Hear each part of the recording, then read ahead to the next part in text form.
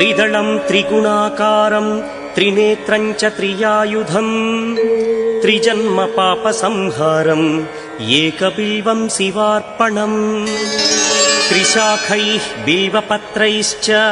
अच्छिद्रैः कोमलैः शुभैः तव पूजां करिष्यामि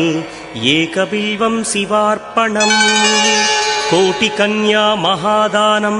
तिलपर्वतकोटयः काञ्चनं शैलदानेन एकबिल्वं शिवार्पणम् काशीक्षेत्रनिवासं च कालभैरवदर्शनम् प्रयागे माधवं दृष्ट्वा एकबिल्वं शिवार्पणम् इन्दुवारे व्रतं स्थित्वा निराहारो महेश्वरा